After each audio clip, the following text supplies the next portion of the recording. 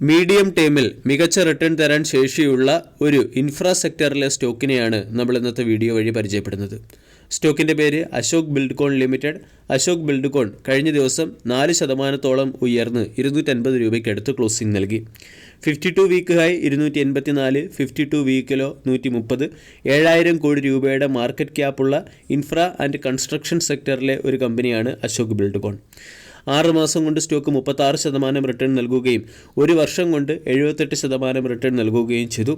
Week മാർക്കറ്റിലും strong performance ആണ് company കാഴ്ചവെക്കുന്നത്. Ashok Buildcon എന്ന കമ്പനിക്ക് ബാംഗ്ലൂർ ഇൻ്റർനാഷണൽ എയർപോർട്ടിൻ്റെ സൈഡിൽ നിന്നും 1055 കോടി രൂപയുടെ ഇൻഫ്രാസ്ട്രക്ചർ ഡെവലപ്മെൻറ്റ് പ്രോജക്റ്റ് ലഭിച്ചതിൻ്റെ പശ്ചാത്തലത്തിലായിരുന്നു കഴിഞ്ഞ ട്രേഡിംഗ് സെഷനിൽ സ്റ്റോക്ക് മികച്ച പെർഫോമൻസ് കാഴ്ചവെച്ചത്. തുടർച്ചയായി ഓർഡറുകൾ ലഭിച്ചുകൊണ്ടിരിക്കുന്ന ഒരു കമ്പനിയാണ്. വ്യാഴാഴ്ചയിലെ ട്രേഡിംഗ് സെഷനിലും കമ്പനിക്ക് 193 കോടി രൂപയുടെ ഓർഡർ മധ്യപ്രദേശ് പൂർവ്വ ക്ഷേത്ര വിദ്യുത് വിതരണം കമ്പനിയുടെ സൈഡിൽ നിന്നും ലഭിച്ചിരുന്നു. ഇവിടെ മധ്യപ്രദേശിലെ വിദ്യുത് വിതരൺ കമ്പനിക്ക് ആവശ്യമായിട്ടുള്ള ട്രാൻസ്ഫോർമർ ഡിസ്ട്രിബ്യൂഷൻ, 11 kV ലൈനുകളുടെ കമ്മീഷൻ തുടങ്ങിയ EPC പ്രോജക്റ്റാണ് കമ്പനിക്ക് ലഭിച്ചത്. അതോടൊപ്പം തന്നെ ക്വാർട്ടർലി റിസൾട്ട് സെഷനിലും കമ്പനി മികച്ച പെർഫോമൻസ് കാഴ്ചവെക്കുന്നുണ്ട്. കൂടാതെ കമ്പനി ഫോർച്യൂൺ ഇന്ത്യ 500 ലിസ്റ്റിൽപ്പെട്ട ഒരു കമ്പനി കൂടിയാണ്. ഹൈവേ ഡെവലപ്മെൻറ്റ് സെക്ടറിലാണ് കമ്പനി പ്രധാനമായും ശ്രദ്ധ കേന്ദ്രീകരിച്ചിരിക്കുന്നത്. കൺസ്ട്രക്ഷൻ ആൻഡ് ഇൻഫ്രാസ്ട്രക്ചർ ഡെവലപ്മെൻറ്റിലും എഞ്ചിനീയറിംഗ് പ്രൊക്യൂർമെൻറ്റ് ആൻഡ് കൺസ്ട്രക്ഷൻ സെക്ടറിലും കമ്പനിക്ക് എക്സ്പോസർ ഉണ്ട്.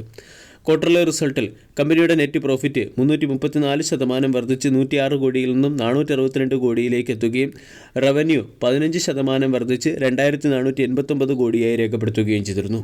കൂടാതെ കമ്പനിയുടെ എബിറ്റ 68.5% വർദ്ധിക്കുകയും എബിറ്റ മാർജിൻ 25% നിന്നും 36% ഇംപ്രൂവ് ആവുകയും ചെയ്തു. സെപ്റ്റംബർ മാസം വരെയുള്ള കമ്പനിയുടെ ഓർഡർ ബുക്ക് പരിശോധിച്ചാൽ ഏകദേശം 11,100 കോടിക്ക് മുകളിലുള്ള ഓർഡറുകൾ കമ്പനിക്ക് ലഭിച്ചതായിട്ട് കാണാൻ സാധിക്കും. തുടർച്ചയായി കമ്പനിക്ക് ഓർഡറുകൾ ലഭിക്കുന്നത് ഒരു പ്രധാന അപ്ഡേറ്റാണ്. റീസെൻ്റ്ലി വെസ്റ്റ് ബംഗാളിൽ നിന്നുള്ള ഒരു ഓർഡർ ക്യാൻസൽ ആയെങ്കിലും അതിന് പകരം കമ്പനിക്ക് ഛത്തീസ്ഗഡിൽ നിന്നും മധ്യപ്രദേശിൽ നിന്നും പുതിയ ഓർഡറുകൾ ലഭിക്കുകയും ചെയ്തിട്ടുണ്ട്. കമ്പനിക്ക് highway development, engineering procurement and construction തുടങ്ങിയ സെക്ടറിൽ 82% എക്സ്പോസറാണുള്ളത്. ഇതുകൂടാതെ building, railway, power transmission, distribution പ്രോജക്റ്റുകളിൽ 5 മുതൽ 7% എക്സ്പോസറുമുണ്ട്. ക്വാർട്ടർലി റിസൾട്ടിൽ ഇയർ ഓൺ ഇയറിൽ മാത്രമല്ല ക്വാർട്ടർ ടു ക്വാർട്ടറിലും മികച്ച പെർഫോമൻസ് കമ്പനിക്ക് കാഴ്ചവെക്കാൻ സാധിച്ചു. 158 കോടിയിൽ നിന്ന് 462 കോടിയിലേക്ക് പ്രോഫിറ്റ് ഉയർത്താനും ഓപ്പറേറ്റിംഗ് മാർജിൻ 24% നിന്നും 36% കമ്പനിക്ക് മെച്ചപ്പെടുത്താനും സാധിച്ചു. ഇവിടെ ഓപ്പറേറ്റിംഗ് പ്രോഫിറ്റ് നോക്കുകയാണെങ്കിൽ 599 കോടിയിൽ നിന്നും 905 കോടിയിലേക്കാണ് കമ്പനി ഉയർത്തിയത്. 3 വർഷത്തെ compounded sales growth 25%, profit growth 17%, ROE 28%. പ്രൊമോട്ടേഴ്സിന് 54% സ്റ്റേക്ക് ഹോൾഡിങ്ങും FISന് 7.95% സ്റ്റേക്ക് ഹോൾഡിങ്ങുമാണുള്ളത്. FISൻ്റെ സ്റ്റേക്ക് ഹോൾഡിംഗ് കഴിഞ്ഞ 3 ക്വാർട്ടറുകളായി വർദ്ധിച്ചു വരികയാണ്. 7.2 നിന്നും 7.9 എത്തി. DISന് 17.7%, പബ്ലിക്കിന് 19%-അടുത്തും സ്റ്റേക്ക് ഹോൾഡിംഗ് ഉണ്ട്.